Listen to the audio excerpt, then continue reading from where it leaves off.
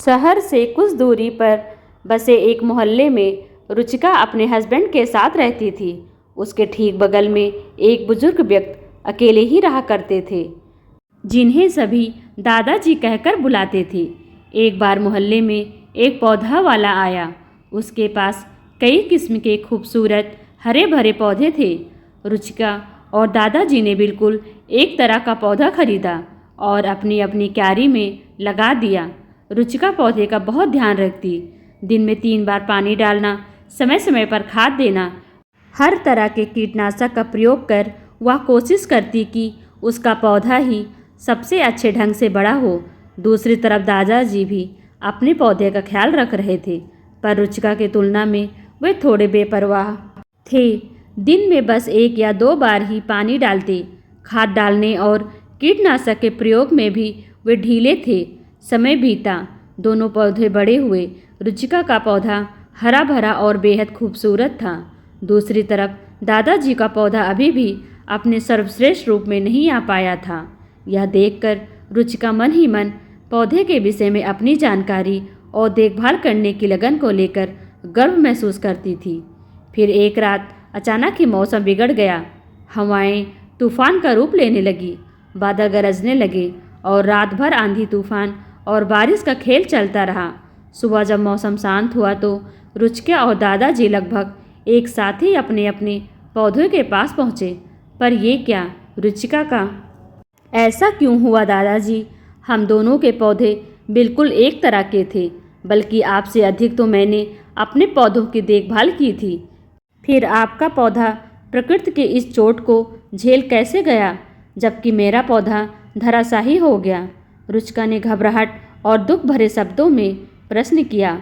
इस पर दादाजी बोले, तुमने पौधों को उसकी ज़रूरत की हर एक चीज़ प्रचुरता में दी, इसलिए उसे अपनी आवश्यकताएं पूरी करने के लिए कभी खुद कुछ नहीं करना पड़ा। ना उसे पानी तलाशने के लिए अपनी जड़ें ज़मीन के भीतर तक गाड़नी पड़ी, ना कीट पतंगों से बचने के लिए अपनी प्रतिरोधक क्षमता पैदा करनी पड़ी। नतीजा ये हुआ कि तुम्हारा पौधा बाहर से खूबसूरत हरा भरा दिखाई पड़ रहा था, पर वह अंदर से कमज़ोर था और इसी वजह से वह कल रात के तूफान को झेल नहीं पाया और उखड़कर एक तरफ गिर गया। जबकि मैंने अपने पौधे की बस इतनी देखभाल की कि वह जीवित रहे। इसलिए मेरे पौधे ने खुद को जिंदा रखने के लिए अपनी जड़ें गहरी जमा ली और अपनी प्रतिरोधक क्षमता को भी विकसित कर लिया और आसानी से प्रकृति के इस प्रहार को झेल गया। रुचिका अब अपनी गलती समझ चुकी थी, पर अब वह पछताने के सिवा और कुछ नहीं कर सकती थी। दोस्तों, आजकल परिवार छोटे होने लगे हैं। अधिकतर जोड़े सिर्फ 2 या 1 ही बच्चा कर रहे हैं। ऐसे में माता पिता बच्चों का रख रखाव करने में उन्हें इतना कर दे रहे हैं कि बच्चे को खुद करने और संघर्ष करने का मौका ही नहीं मिल रहा है। वे भावात्मक और शारीरिक मजबूत बनाने की जगह कमज़ोर बन जा रहे हैं। बच्चों को पालना और पौधों की देखभाल करने में काफ़ी समानताएं हैं। ऐसे ही छोड़ देने पर बच्चे और प्लांट्स दोनों बिगड़ जाते हैं और ज़रूरत से अधिक रखरखाव करने पर भी वे कमज़ोर हो जाते हैं।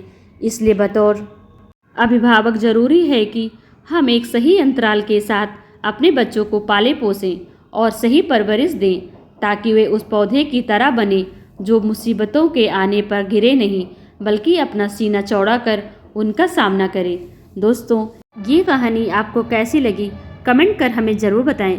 वीडियो को लाइक कर चैनल को सब्सक्राइब करना बिल्कुल भी ना भूलें। Thanks for watching.